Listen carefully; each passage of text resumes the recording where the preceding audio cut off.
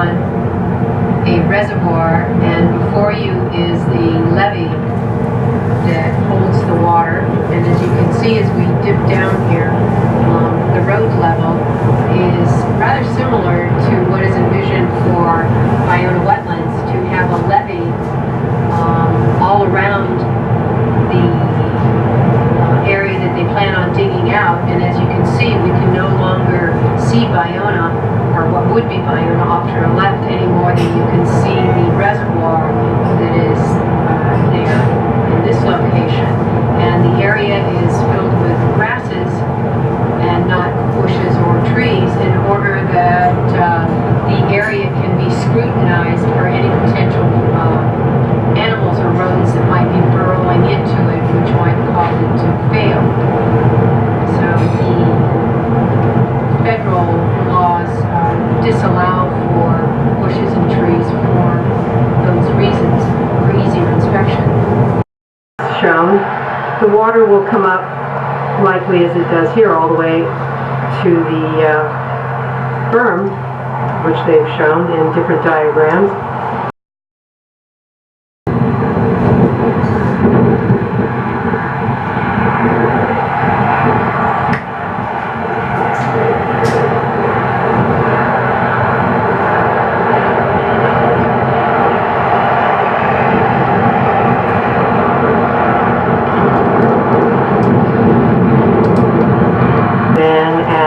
The water moves in, you have this.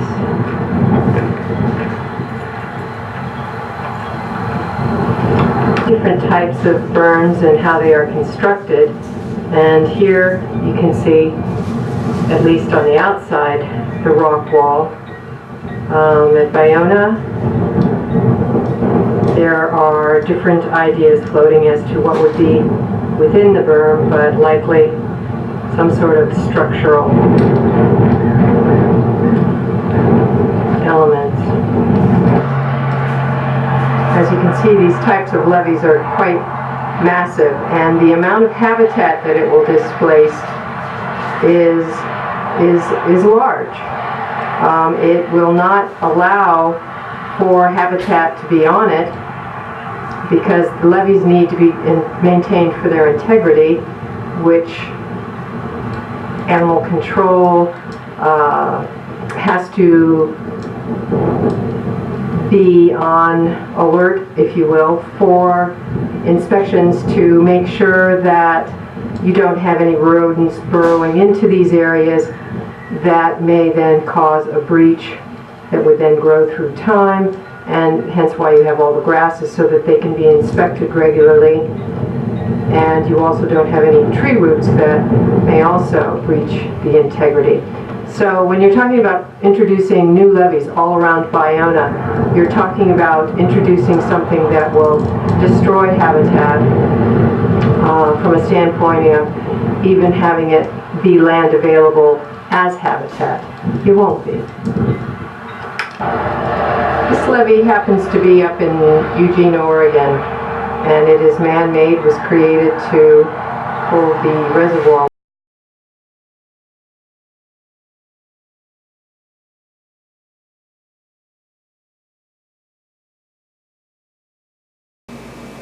Hi, this is John Tommy Wilson. 1923, and actually before, about 1906 to 1909, and then 1920, they had various lawsuits and cases, so this got realigned and different things happened. But on this USGS map, what's important is the federal government determined that the channel should run and stop here, and this is their mark there for fresh water that comes down is let go into the freshwater wetlands that was already existing.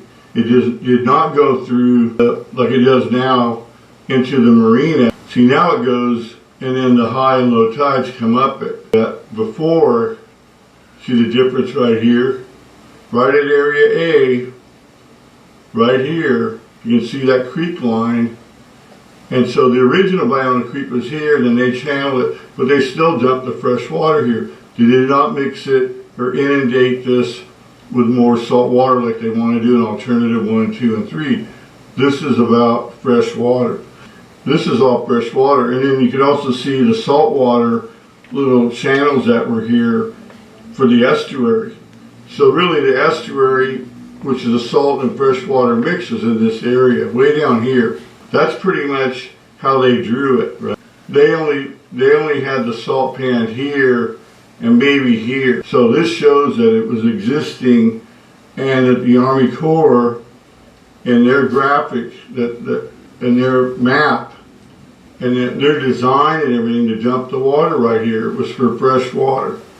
So that's why in my graphic I'm saying 1923 USGS shows freshwater wetlands, estuary, and freshwater source, sorry, misspelled it, from Ballona Creek.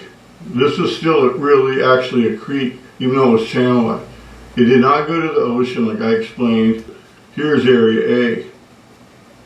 So they want to rip all this out and then have that be saltwater treated, and it was never like that. And what's important about this video and what I'm explaining is that it shows that this was freshwater before, but it was made purposely freshwater restored again by the freshwater restoration of the channel.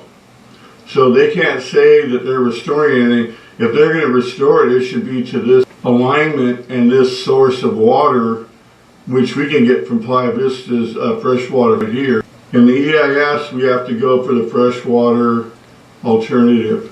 The Army Corps made this determination, so they can't get permits to tear in the 408 scheme they made with the county and the 404 with the Fish and Wildlife and the BWER here to change it into salt water. That's just fraud. This green area is all going to be in salt water because we know the tides go up to 10 feet. On that, it's quite a bit of material, 6 to 9 million cubic yards of material. This is fresh water in here, and it's going to this freshwater area, the wetlands. This is all fresh water here. Centinela Creek's right here. Water went this way, went this way. You know, it mingled and created. That's the estuary mingled there. But this area A part, you know, it's fresh water. This whole area it had to be predominantly fresh water. I'm going to show you what was not shown by the Santa Monica Bay Restoration Commission, Bay Foundation, the Coastal Conservancy. They used the T-sheets for their agenda, but they didn't show what I'm going to show you. This is the original. You can see the wetlands is here, the marina. So anyway, this is the map T-143-2B. The graphics that they did originally, but also the ones that were added by a research team that made it more accurate. But those were not used if it didn't help the Conservancy and the bulldozing saltwater inundation agenda. A lot of the enviro groups have weighed in for it. Most of them got money. This shows the original map.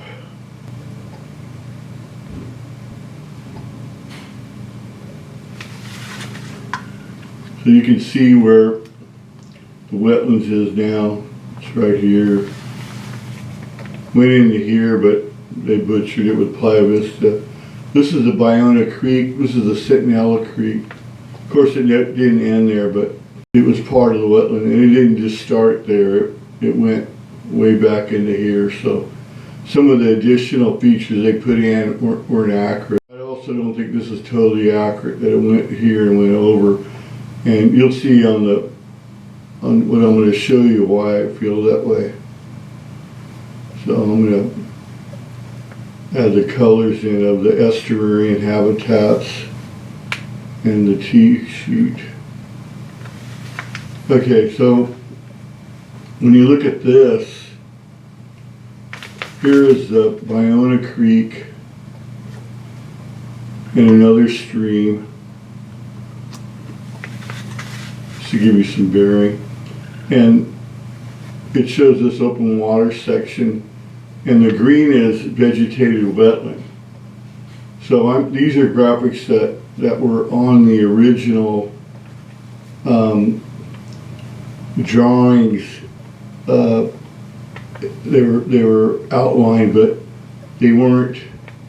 So you can see it in here. They weren't colored. So this is the color version, which is easier to understand, and including the labels. So I'm leaving those up, but it shows that this was all vegetated, and the red is basically the salt water portions of it that you can see here. What I'm doing is showing how the information wasn't used properly or accurately, and it was only used by the Coastal Conservancy and them and Bay Foundation to shore up their agenda. When you look at this, I'm trying to show you the difference of where the salt is. They're claiming it was up in here, which I don't believe, but it could have been. It does show how much green vegetated wetlands there was, which is all this, which was quite a bit. And so even if this was accurate, we know this is pretty accurate. Even if this was accurate, it doesn't justify, tearing all this open with a bulldozer to inundate the rest of the wetlands with salt water when it never had that. The grade and the different labeling doesn't back up what they had, because when you look at this, they had this section here. This is open water, it's fresh water. The freshwater sources were there. It just conflicts with what's known. I think this was a possible area that wasn't salt. It was like this one, which is an intertidal flat. And I think this one was too, but I don't think it was intertidal like they're talking about it with the ocean. I think it was a flat with just fresh water that would hold like a pond. You see where this is fresh water. It doesn't add up that this would be tidal, nor does this, because here's the fresh water from the creek. I think the fresh water was actually coming down that way. It was intertidal, but it wasn't tidally influenced. So I think they've got it labeled wrong. But when you look at it that way, it still doesn't justify what they're saying with this being open water, and here having the rest of it be vegetated wetland. It's not supported by the conclusions of salt water or salt pan. It wasn't like that. So this helps explain that in the agenda and what they didn't show. I'm hoping that when you folks look at this, you'll see what we're looking at and the reasons why it should be left as a freshwater alternative, not bulldozed, not saltwater inundated, and have this be a feature of restoration, like I put in my video. Like I said, some of this could be freshwater wetlands as well as over here. And this part of B could be restored. It's a collection area, so I think we can have a pump station here where this dumps into the Ballona Creek channel, and then have the water cleaned up so it's usable and more natural, and then redistribute it appropriately in these areas. It was a Southern California Coastal Water Research Project, GIS, and they developed those maps. A lot of the reports that were done for the Ballona Wetlands Ecological Reserve EIS and EIR didn't have these details, and they didn't use the coloring. So that's why I thought it was important to do this. It's John Tommy Rosas with Hatton. Video on the freshwater alternative that I came up with as a freshwater which is the blue, and the green, which is the plant. The darker green, like this, is trees. Arrangement that would work there with one pipeline. And it shows up, this is the pipeline. We would have a pump station running through a Driscoll line, probably about a 4-inch diameter line, and it would run all the way through and have sprinklers and rainbird, larger sprinklers, so it pretty much cover all the area, you know, small wetland freshwater plants, larger ones, medium size, and then willow trees and whatever else, coastal oak. This graphic is the trees on Area A, and I made a Google Earth video. Area A as it is now, and then here is that overlay, and you can see it slowly increasing in the blue and green. Go down and make it more visible. So I'm guessing this would be like in the first year, and a couple of years more it would be, you know, thicker. It would settle in and start pooling. This would be when it would be completely finished. You can see the water coming from the freshwater. The pipeline would go through there and then feed all this, like I explained. And all these palms and all the cleanup from SoCalGas would have to happen to get their and Sempra to get their oil infrastructure out and cleaned up. I'm just kind of flying around and showing you the kind of how it would look in different places. What kind of looked before and what it looks like, what it looked like after we got the fresh water in there. It's a huge difference. And there'd be trees. You can't really see how the tree heights would be. This is just kind of the footprint of it, but it would be a big increase in habitat, and then of course the animals and all that, and that would be the best way to restore the Area A. And it also can include parts of B, because the saltwater part ends here. Hi, this is John Tommy Rosas with patent combination about the Ballona Wetlands Ecological Reserve, EIS, EIR. And I want to talk about the levees and how they're going to block the view, which is a violation of Coastal Act. So this artist rendering is way off. But they're projecting this false information is what I'm trying to explain. There's only salt water, and this is deceptive because, like I said before in the other video, this will never happen. This whole area will be full of salt water. This is not accurate. But for them to use this and have the artists draw this in a deceptive manner, show their pattern and behavior, just expressing my opinion. You folks can look at the information inside here. So this is on the view blockage of the levees that they don't have any graphics on. So I've made these, and I've put these polygons in to show the basic height. Right where these light poles are, that's about 20 feet. And the levees will be that high or more, as I put here. And that applies to all of it that I'm showing you. But this is just to give you an idea of that normally you would be able to see from the road. This is Jefferson, this is PCH Lincoln. So that's an issue, and that includes pedestrian, bikes, and cars.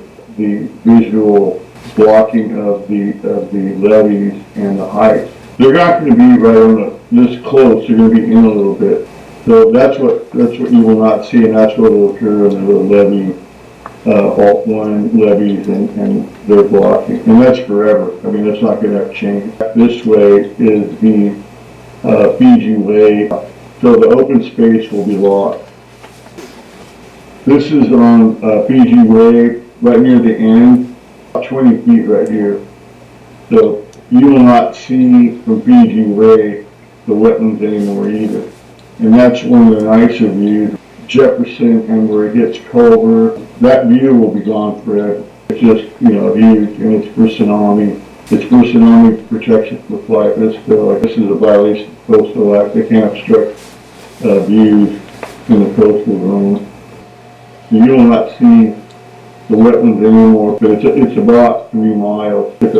the wetlands and the last bit of nature on this side of town, that we should have a freshwater alternative, which we're working on there. John Tommy Rosas with Tatton Media Productions, Ballona Wetlands, Ecological Reserve, DEIS, DEIR, graphics, and the defects in them. I'm going to start with the grading plan. So these lines right here are the levees. These are main levees that go against basically Fiji Way all the way to Lincoln. There's Lincoln right here, PCH. And then that levee will continue from Culver against where the channel is now, basically where the bridge starts. It's going to wrap around and go this way. But they're going to stockpile material here. And they're cutting out the existing channel from here all the way to here. But you will not see the wetlands anymore. These levees are 25 to 30 feet above the road. This is a grading plan for alternative one. The main grading is going to be in area A, which is across here. That's where the channel would be now, and then all that material from Lincoln to Fiji Way all the way around, basically around the south end of the marina. And then they're going to carve out and excavate and apparently remount it. They're going to leave SoCal Gas's thing here for some reason, or no saltwater intrusion in this area, and that's what they'll do when they perform this, if we let them have that agenda and that alternative. Me personally, that was Mary Small and some other people at a meeting about almost 9 years ago, that they were planning on selling the dirt to the port, so the port could build larger shipberths in the San Pedro Bay. They use steel, Chugman steel, corrugated, and then they pump out the water and they fill it with dirt and they create a big shipberth. They've done those before. They're basically artificial islands. But I have plans that show their haul routes and how they're going to barge it down the channel and then tugboat it to San Pedro and the port of LA. But because that's the only way they would get that much dirt. The report's calculations are just under 3 million cubic yards. So a cubic yard is a yard cubed. If you picture that much material, they're talking about 3 million of those. And basically, that's a square mile, 10 feet tall of dirt, if you want to do your own math. But it's just to give you an amount of material.